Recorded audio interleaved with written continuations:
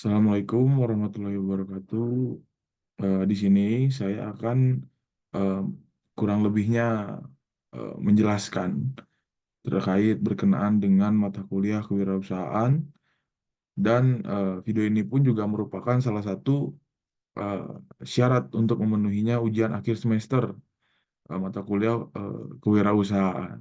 Sebelum pada akhirnya saya menjelaskan mengenai apa yang akan saya sampaikan mulai dari hal prinsip yang mendasar mengenai kewirausahaan, lalu kemudian berkenaan dengan entrepreneur dikaitkan dengan profesi hukum, juga prinsip-prinsip dalam entrepreneur yang bisa memberikan penguatan dalam profesi seorang sarjana hukum, lalu kemudian apa kesan dan pesan yang saya dapatkan perihal tugas kelompok yang kemarin yang sempat menjadi salah satu proyek dalam kami melakukan perencanaan dalam melakukan usaha, baik produk ataupun jasa.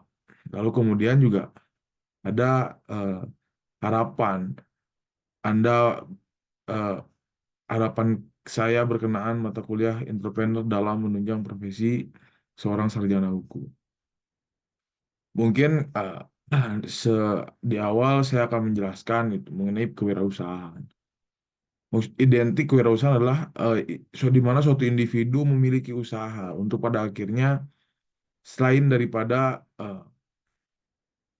ada juga memang yang bentuk usaha ini eh, memang jadi sebuah penghasilan yang utama, ada juga sebuah penghasilan sampingan gitu. Orang-orang yang dimana yang saya tahu juga beberapa teman-teman saya yang hari ini mereka sudah menjadi, saya katakan sudah menjadi seorang pengusaha lah. Karena dalam beberapa eh, hal ataupun juga aspek yang harus ditempuh untuk menjadi kewirausahaan juga banyak eh, hal-hal yang kemudian harus kita pikirkan, harus kita memang betul-betul perhitungkan. Karena kan kalau berbicara tentang kewirausahaan harusnya artinya kita dalam memanajerial usaha kita nantinya perlu beberapa komponen di dalamnya. Mungkin ada terkait dengan manajemen perusahaan itu nantinya maupun produk yang akan kita jual kepada masyarakat. Lalu kemudian bagaimana manajerial eh, pemasaran, keuangan, pemodalan. Yang saya lihat dari beberapa teman-teman saya yang memang satu dikatakan satu angkatan dengan saya, memang mereka ada dua yang ada perbedaan yang dari kedua orang ini yang memang memiliki latar belakang yang berbeda. Satu teman saya katakan inisial A, dia ini merupakan suatu pengusaha dalam bidang fashion. Yang dimana memang dia berangkat dari kemauan dan juga usaha. Karena kan yang menjadi problematika hari ini adalah ketika berbicara tentang usaha atau ingin melakukan usaha, terkadang orang-orang sudah pesimis akan modal, akan kegagalan. Ini yang kemudian ketika saya eh, berdiskusi lah mengenai bagaimana kemudian dia mampu merancang sampai dengan hari ini konsisten dalam usaha fashionnya. Yang menurut saya pribadi eh, sudah cukup bagus dan besar produk yang dia usahakan. Sebetulnya dia bukan memiliki produk, tapi lebih kepada supplier daripada fashion itu. Ah, cuman kan yang menjadi permasalahan tadi yang saya katakan adalah perihal mentalitas.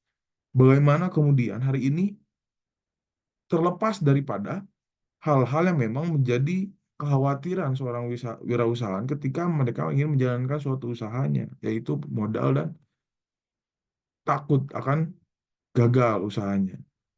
Bahwa dari si A ini dia berkata bahwa kemudian satu yang merubah dia dulu kenapa pada akhirnya dia mampu untuk menjalankan usaha tersebut karena rasa keingintahuan dan kemauan. Dia tidak memikirkan terlebih dahulu mengenai modal dan kegagalan itu menjadi urusan yang nomor sekian lah. Cuman daripada itu, ketika kita ingin melakukan usaha, yang terpenting yang saya dapat dari beliau adalah rasa keinginan dan kemauan. Lalu kemudian ada teman saya, katakan inisial B, satu angkatan juga, cuman beliau sudah pindah dari Fakultas Hukum. Kebetulan dua teman saya ini dari Fakultas Hukum Unpas juga sama, satu angkatan. Cuman kita berbeda kelas. Cuman waktu itu karena ada momentum persatuan acara yang kemudian mempersatukan angkatan, akhirnya kita bertemu di situ. Lalu kemudian kita akhirnya menjalin komunikasi nggak saat ini walaupun kita berbeda kelas karena memang kita memiliki latar belakang yang sama. Yang si B ini dia memang terlahir dari keluarga yang memang ah, cukup dan mampu, bisa dikatakan. Artinya dia memiliki privilege ketika memang ingin menjalankan suatu usaha. Cuman kan yang menjadi persoalan hari ini adalah banyak orang yang memang memiliki privilege yang sama, bahkan mungkin lebih, tapi tetap gagal dalam melakukan usahanya karena memang satu tidak didukung oleh pengetahuan mengenai manajerial kewirausahaan, mengenai konsep kewirausahaan. Ini kan maksudnya variabel-variabel itu yang kemudian juga lebih penting ternyata. Bahkan ketika saya menganalisis sosial, ada beberapa teman saya yang memang mereka dikatakan memiliki kemapanan secara ekonomi. Mereka terlahir dari keluarga yang memang mampu, cuman tidak mampu menjalankan suatu usaha karena tidak memiliki pengetahuan mengenai konsep kewirausahaan. Bagaimana kemudian mereka mampu melakukan perencanaan, eksekusi, atau mungkin variabel-variabel lainnya memang mendukung kepada suatu usaha itu berjalan dengan sukses. Nah, si B ini dia sadar bahwa ketika saya mempersalahgunakan uang yang diberikan oleh orang tua saya, yang pada akhirnya di kemudian hari pun juga uang ini akan habis. Ketika memang hari ini saya digunakan untuk foya-foya. Berangkat dari hal itu, kemudian B ini dia membuka usaha JNT di kota Serang. Setelah dari situ, alhamdulillah dia berkembang.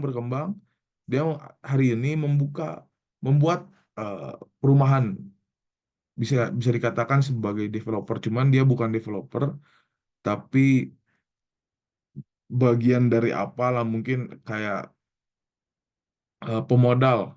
Mungkin developer dia bergandengan dengan developer lain untuk memasarkan eh, begitu. Nah, dari kedua ini ya, yang bisa saya ambil adalah ketika hari ini yang menjadi pertanyaan adalah tetap ketika ingin menjalankan suatu usaha butuh modal ya.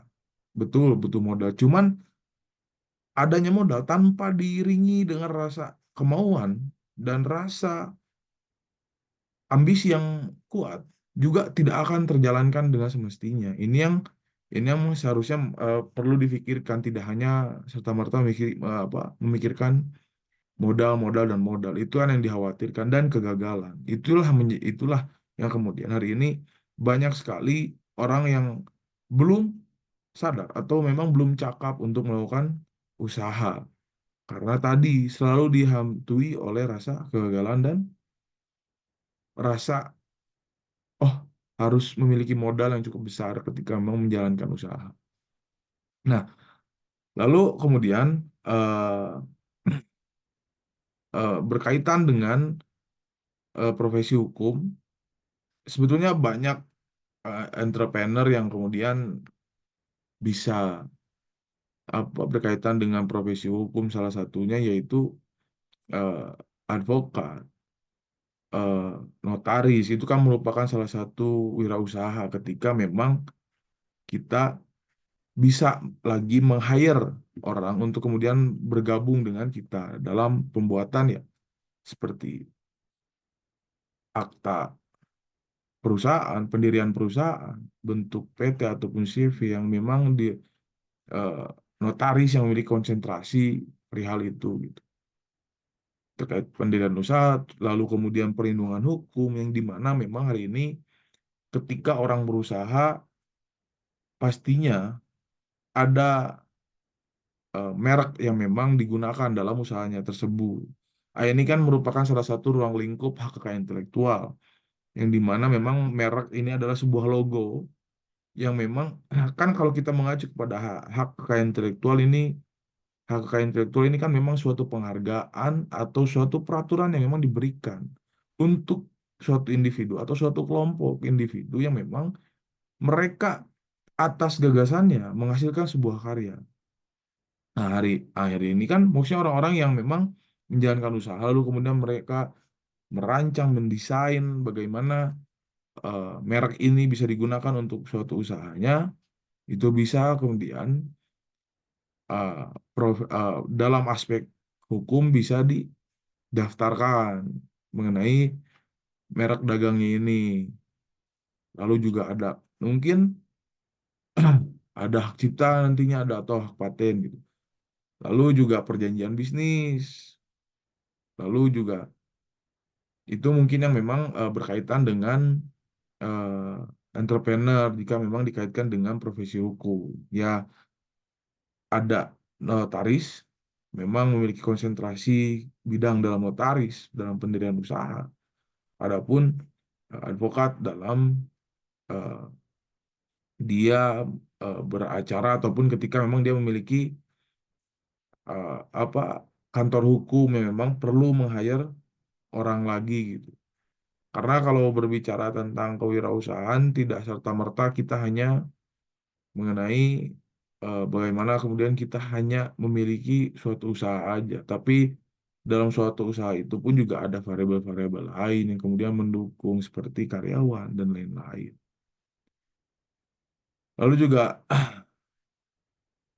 hal-hal yang memang hal-hal prinsip dalam entrepreneur yang memang bisa memberikan penguatan dalam profesi seorang sarjana hukum.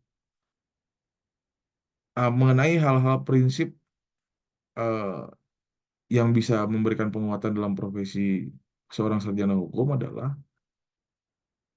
memang satu memang daya kreativitas atau kemampuan daripada intelektual masing-masing individu tersebut, masing-masing profesi hukum tersebut. Karena seseorang sarjana hukum juga kalau memang dia sarjana-sarjana yang memang sarjana saja, tidak dengan keilmuannya juga agak, menurut saya agak sedikit susah ketika memang kita ingin melakukan apa ya, ketika kita ingin melakukan percayaan lah kepada orang lain. Karena karena menurut saya adalah ketika memang nantinya kita menjadi seorang profesi saat tentunya dalam hal seperti advokat, tentunya adalah kepercayaan. Jadi ya satu yang mungkin yang menjadi dasar itu adalah keintelektualan daripada masing-masing sarjana hukum ini. Kalau sarjana hukum yang hanya sekedar gelar saja kan juga buat apa gitu kan. Tidak ada eh, pengaktualisasian nantinya ketika memang kita menjadi seorang sarjana hukum, ketika kita memilih menjadi profesi hukum yang memang hari ini bisa dikatakan sebagai kewirausaha begitu. Juga ada hal-hal lain, cuman yang menurut saya yang paling penting itu adalah kemampuan dia intelektual dalam berteori maupun dalam beracara. Karena kan itu yang menjadi konsentrasi ketika memang menjadi advokat. Lalu juga ketika menjadi notaris juga ya kemampuan dalam hal-hal yang memang berkenaan dengan entah perjanjian atau apapun itu memang memiliki konsentrasi dalam hal kenotariatan seperti itu. Lalu juga kesan dan pesan yang saya dapatkan dari tugas kelompok mungkin ketika karena kelompok saya produk jasa cuci sepatu, ketika saya melakukan wawancara dan mulai daripada perencanaan hingga launchingnya produk ini adalah memang Satu adalah ada beberapa variabel yang memang harus kita perhitungkan sangat matang. Tidak hanya sekedar main-main saja. Satu, mulai daripada konsep daripada usaha itu sendiri. Konsepnya seperti apa, lalu kemudian target pasarnya seperti apa. Karena kan kalau dalam jasa cuci sepatu kan tidak hanya kebutuhan kelompok tertentu, tidak dominan. Karena juga banyak sekali orang yang hari ini masih enggan untuk melakukan cuci sepatunya ke jasa cuci sepatu karena mereka rasa sepatu ini bukan merupakan hal yang memang penting dalam eh, menunjang kelayakan style gitu. Tapi juga mereka masih banyak orang yang sayang untuk mengeluarkan uangnya kepada layanan jasa cuci sepatu karena mereka rasa lebih baik cuci sendiri daripada eh, cuci di jasa layanan cuci sepatu. Ini yang mungkin jadi tantangan tapi juga maka dari itu ketika memang kita berangkat daripada permasalahan yang kita analisis perihal bagaimana kita harus apa memiliki konsumen juga permasalahan yang tadi karena semua orang tidak menggunakan jasa layanan cuci sepatu lebih baik menggunakan layanan cuci sepatu sendiri. Nah, inilah yang kemudian kita harus melakukan strategi mulai daripada eh, harga yang kemudian menjadi pemantik untuk mendapatkan konsumen atau setidaknya ketika nantinya di kemudian hari memang masyarakat ataupun eh, yang memang memperhatikan fashion bahwa kemudian sepatu ini hal yang penting dalam menunjang eh, ke terhadap fashion itu sendiri gitu. Karena ketika memang adanya suatu usaha jasa layanan cuci sepatu yang dirasa eh, murah dan juga bisa bersih, eh, mereka pun akan dengan sendirinya, oh ya udah saya mending kepada layanan cuci sepatu. Karena melihat juga hari ini masyarakat sibuk dengan aktivitas, mulai dari kalangan remaja yang memang hari ini sibuk dengan perkuliahan, lalu juga orang-orang dewasa yang sibuk dengan kerja. Ketika memang mereka rasa, oh dengan harga dari jasa layanan cuci sepatu ini memang murah, lalu juga bisa bersih, kenapa enggak? Lalu juga pengerjaannya cepat, kenapa enggak saya ke jasa layanan cuci sepatu? Sedangkan saya pun dalam keseharian masih ada beberapa kesibukan dalam pekerjaan, perkuliahan, dan lain-lain. Begitu. Lalu juga ketika memang saya mewawancarai dengan beberapa rekan-rekan saya, ternyata ah, pelaku usaha yang kami wawancarai adalah mereka, beliau juga berangkat dari mahasiswa pun juga yang tidak memiliki konsentrasi ilmu dalam usaha. Bahwa beliau ini eh, pada saat kuliah, beliau jurusan seni musik di Universitas Pendidikan Indonesia. Artinya tidak menutup kemungkinan bagi siapapun untuk menjalankan suatu usaha. Yang terpenting adalah yang tadi saya katakan di awal, yaitu mengenai ambisi, kemauan, dan tidak memiliki rasa takut akan kegagalan. Jadi, kalau kata Tokopedia, mungkin mulai aja dulu seperti itu. Lalu juga ada harapan yang eh, mata kuliah entrepreneur dalam menunjang profesi seorang sarjana hukum. Harapannya adalah bagaimana sarjana hukum, seorang sarjana hukum ini tidak hanya serta-merta menjadi profesi ataupun politikus dan hal-hal lainnya lah, yang memang masih berkaitan dalam lingkup konsentrasi disiplin ilmu hukum. Namun juga dalam menunjang kewirausahaan lainnya dengan adanya mata kuliah kewirausahaan di program studi ilmu hukum, saya rasa seharusnya lebih terbuka lagi ketika memang kita memiliki kemampuan selain daripada disiplin ilmu hukum. Karena tidak bisa kita tampilkan bahwa kemudian semua orang pun juga memiliki kelebihan dan kekurangannya. Cuman memang kelebihan yang terkadang belum terasah saja, belum terlihat saja. Maka dari itu, seorang sarjana profesi hukum ketika nantinya berprofesi, lalu dia kemudian sembari melakukan usaha kan juga menurut saya itu hal yang kemudian menjadi sorotan masyarakat apalagi di lingkungan sekitar karena kan menjadi seorang wirausaha adalah memiliki pride-nya sendiri, memiliki rasa kebanggaannya sendiri ketika memang dia memiliki suatu usaha. Inilah yang kemudian mungkin penting. Lalu juga terakhir kesimpulan eh, yang saya dapatkan dari memang eh, pelaku usaha yang saya datangi juga dan juga beberapa teman saya, artinya dalam melakukan usaha jangan kemudian memikirkan hal-hal yang di luar daripada kemampuan kita, artinya hal yang memang belum mampu kita prediksi. Artinya dalam dalam prosesi eh, melakukan usaha, ketika memang kita udah memiliki planning yang cukup matang, mulai daripada perencanaan, konsep, pengembangan konsep, modal, dan lain-lain, yang terpenting adalah keinginan, kemauan, ambisi yang besar, dan juga tidak memiliki rasa takut.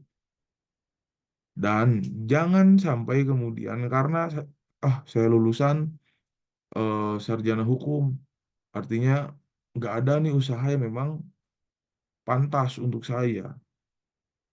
Bukan berarti seperti itu. Ketika memang saya melakukan wawancara, beliau pun juga berangkat dari program studi seni musik. Tapi hari ini beliau melakukan usaha dalam bidang jasa layanan cuci sepatu kan juga tidak menutup kemungkinan. Walau itu juga bisa dibilang di luar daripada eh, kedisiplinan ilmunya dia lah pada saat kuliah. Maka dari itu, siapapun bisa menjadi pengusaha, siapapun bisa melakukan usaha. Yang terpenting adalah memiliki perencanaan yang cukup matang. Artinya pandai dalam memperhitungkan segala perencanaan mulai dari perencanaan hingga nantinya controlling ketika usaha tersebut eh, sudah berjalan. Lalu juga kesampingan rasa ingin takut, kesampingan rasa akan takut kegagalan dan juga rasa karena saya bukan terakhir dari orang keluarga yang cukup mampu, artinya saya tidak memiliki cukup modal.